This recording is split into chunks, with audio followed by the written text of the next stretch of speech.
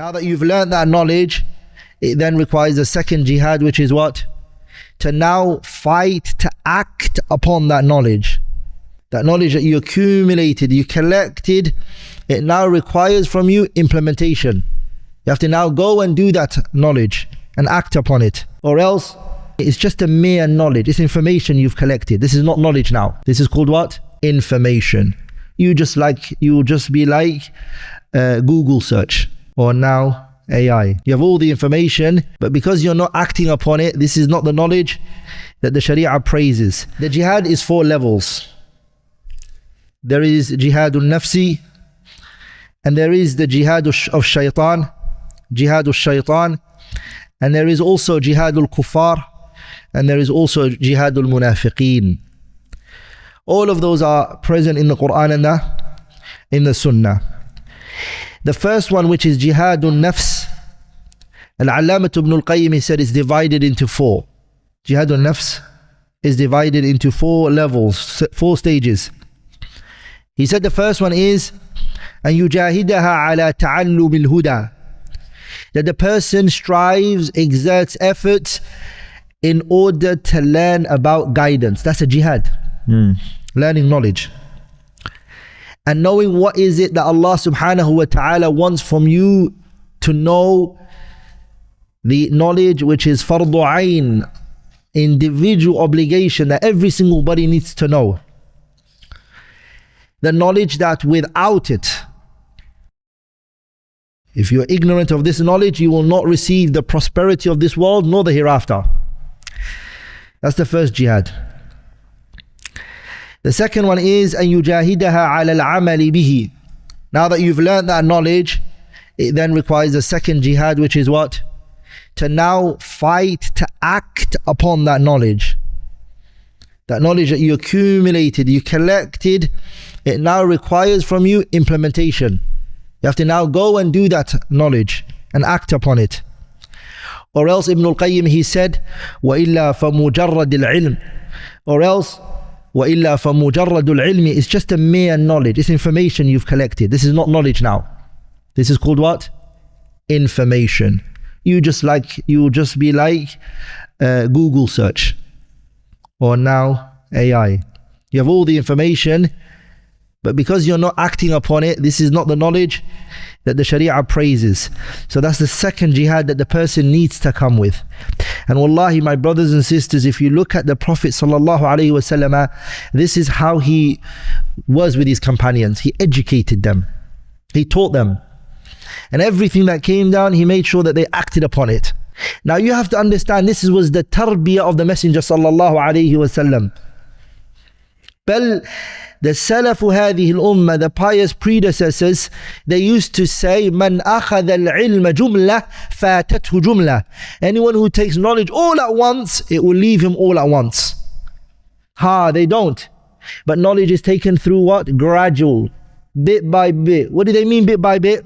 You memorize, you understand, you act upon it, and then you carry on to go into the next. And that's how you go. وَلِذَلِكَ مِنْ سُوءِ التَّرْبِيَةِ, from the bad tarbiyah that we have is that we give so much importance to the knowledge and little to the actions and the implementation.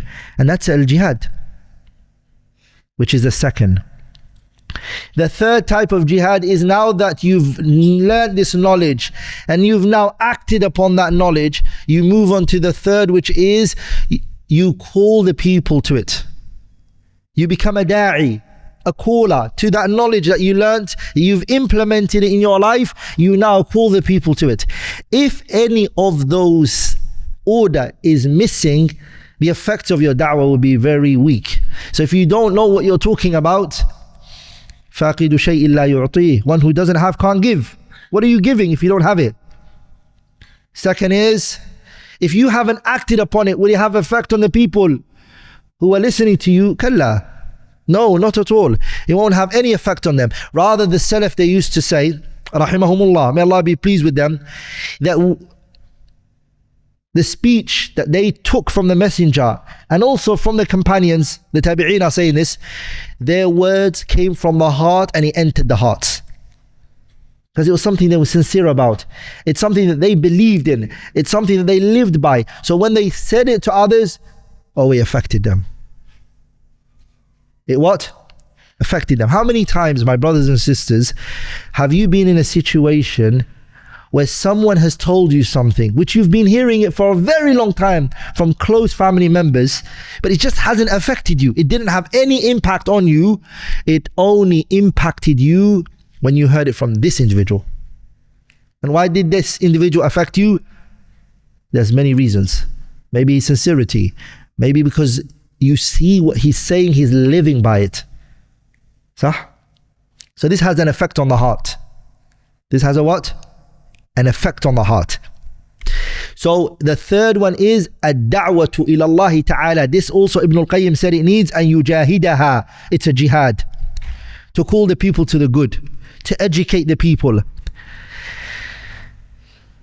That's why Allah tabarak wa ta'ala, He took a covenant with the people of knowledge. وَإِذْ أَخَذَ اللَّهُ مِيثَاقَ الَّذِينَ أُوتُوا الْكِتَابَ لَتُبَيِّنُنَّهُ لِلنَّاسِ وَلَا تَكْتُمُونَهُ. The covenant that Allah took with them was that they will make matters clear to the people and they will not conceal it. We are living at a time today, brothers, to say that which is right, to say the truth is very hard. But to push falsehood, fake news, everybody would want to listen to it. What did Allah say about the Jews? سَمَّاعُونَ لِلْكَذِبِ أَكَّالُونَ لِلسُّحْتِ. سَمَّاعُونَ لِلْكَذِبِ. They love to listen to the lies. أَكَّالُونَ لِلسُّحْتِ. They love to consume haram. So people hear things online, they watch something on YouTube or they watch something on the news, and what do? They straight away, they pass on that knowledge that they, or that thing that they, without verifying it, without learning what it is. What is it true? The Prophet said, كَفَى بِالْمَرْءِ إِثْمًا أَنْ يُحَدِّثَ بِكُلِّ مَا سَمِعَ. Enough a sin for a person is he informs the people everything he hears without verifying who said it. Is it a true? Where's the source? Who's this person who said it? Doesn't. He hears something, straight away he informs it. You read something online regarding someone or something, you don't think, Akhi, look, I wasn't there, I wasn't present, I'm not aware of it. When the angels come to me in the grave, are they going to ask me about this person? No. So why am I going to talk about it? Why am I going to get involved in it? Sah, brothers. So the thing Allah took a covenant with the people of knowledge is that they will what? They will not conceal the truth, but they will say the truth. Allah tabarak wa ta'ala, He told us in the Quran, لُعِنَ الَّذِينَ كَفَرُوا مِن بَنِي إِسْرَائِيلَ عَلَى لِسَانِ دَاوُودَ وَعِيسَى بْنِ مَرْيَمَ ذَلِكَ بِمَا عَصَوْا وَكَانُوا يَعْتَدُونَ كَانُوا لَا يَتَنَاهَوْنَ عَن مُنكَرٍ فَعَلُوا لَبِئْسَ مَا كَانُوا يَفْعَلُونَ. Allah says. Allah said, لُعِنَ الَّذِينَ كَفَرُوا مِن بَنِي إِسْرَائِيلَ. They were cursed, these people. عَلَى لِسَانِ دَاوُودَ وَعِيسَى بْنِ مَرْيَمَ. And they were cursed on the tongue of who? Dawood, Nabillahi Dawood, وَعِيسَى بْنِ مَرْيَمَ. They were cursed on the tongue of these two noble prophets. What was the reason? What was the reason? Why were they cursed? The reason is because, is what Allah mentioned. على لسان داود وعيسى بن مريم ذلك بما عصوا وكانوا يعتدون. First of all, they were sinners and they transgressed and they exceeded their limits. The second thing was what? ذلك بما عصوا وكانوا يعتدون كانوا لا يتناهون عن منكر فعلوه. If one of them was engaged in munkar, they wouldn't say anything. They say, it doesn't concern me, it's none of my business. Why do I have to say it? عليكم أنفسكم لا يضركم من ضل إذا اهتديتم. Falsely understanding that verse, that all I have to be engaged in is my own self. Allah then says, لَبِئْسَ مَا كَانُوا يَفْعَلُونَ. What an evil thing that they did. By the way, as a side benefit, they didn't do anything and Allah referred to their lack of action and action. So if you don't do anything, you've done something. You don't do anything and you stay back and you watch evil being done and you don't stop it, you will be what? You'll also be in danger. وَلْتَكُمْ مِنْكُمْ أُمَّةٌ يَدْعُونَ إِلَى الْخَيْرِ وَيَأْمُرُونَ بِالْمَعْرُوفِ كُنْتُمْ خَيْرَ أُمَّةٍ أُخْرِجَتْ لِلنَّاسِ تَأْمُرُونَ بِالْمَعْرُوفِ وَتَنْهَوْنَ عَنِ الْمُنْكَرِ وَتُؤْمِنُونَ بِاللَّهِ. That's why we're the best of nation. Calling to the good and prohibiting the evil. if we do not grab the hand of the criminal and the wrongdoer and we don't stop him, what will happen? A punishment from Allah will come, and it will not only be for the one who was doing wrong. It's not going to be restricted to him. It's going to go and it's going to befallen all of us. The fact that we stop this individual and we say, ittaqillah ya akhi, akhi, fear Allah, oh sister, fear Allah, don't do this, stop this, is because of وَاتَّقُوا فِتْنَةً لَا تُصِيبَنَّ الَّذِينَ ظَلَمُوا مِنْكُمْ خَاصَّةً. When the punishment comes, the adab comes, it's not going to say, oh, these people are righteous. It's going to take every single person. If the evil is more, the punishment is going to come down on everybody. الصالح والطالح, the good and the evil will both be punished together. Sah? That's what the hadith mentions. Allah's punishment will encompass you all. Number 4, the fourth type of jihad that's required, all of this is jihad un-Nafs, is an yujahidaha ala sabri, to show jihad upon patience. على مشاق الدعوة, in the da'wah that you call the people to, وأذى الخلق, the harm that the people put you through, ويتحمل ذلك كله لله, and all of that you endure it for the sake of who? Allah subhanahu wa ta'ala. Patience, endurance, resilience. Al-Shaykh al-Allama Abdul Aziz ibn Abdullah ibn Baz rahimahullah ta'ala, man came up to him and he said, Shaykh, for many years I've been calling the people to the deen of Allah. I've exerted all my efforts. I've given up. I can't do it. I'm not seeing the fruits of my hard work. I've given up. I don't know what to do. So the Shaykh rahimahullah ta'ala, he said, give me your palm. And he took his palm and he said to him, rahimahullah rahmatan wasi'ah, ya ayyuhalladhina amanu, believe, isbiru wa sabiru wa rabitu wattaqullaha. Then after that what comes? لعلكم تفلحون. Success comes when? يا أيها الذين آمنوا اصبروا وصابروا ورابطوا واتقوا الله. Come with those 5. لعلكم تفلحون. Then you're going to receive success. If you haven't even shown that, how are you going to see success? Nabiullah Muhammad, what did he do? He sallallahu alayhi wa sallam, what did he do? He wiped the blood off his face. And he said, Allahumma ghfir li qawmi fa innahum la ya'lamun. Oh Allah, have mercy upon my people, they don't know. And then look what he said that. Look what he then said after that. Rahimallahu akhi Musa. May Allah have mercy upon my brother Musa. فَإِنَّهُ قَدْ أُوذِيَ أَكْثَرَ مِنْ ذَلِكَ فَصَبَرَ.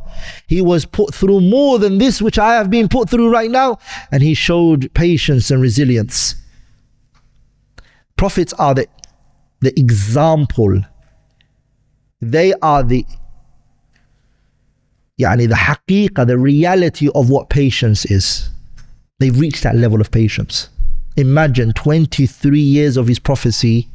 The people are harming him, and I want you to think about this, and he's calling them to Jannah. Come on, he's calling you to Jannah. He's telling you what is going to give you prosperity in this world and the hereafter, and you're harming him. Why?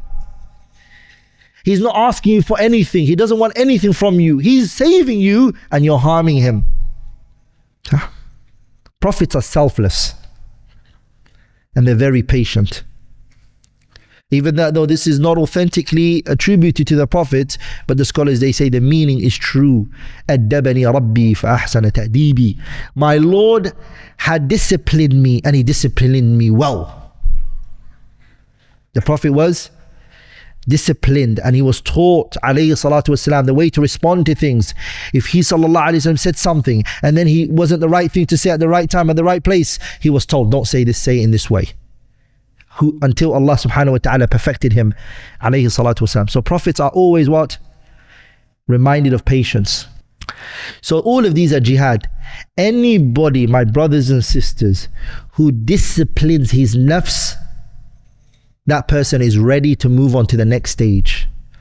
Anyone who does not have jihadun nafsi, there's nothing you can expect from him. He needs to first of all do jihad on himself. Are we all together, brothers?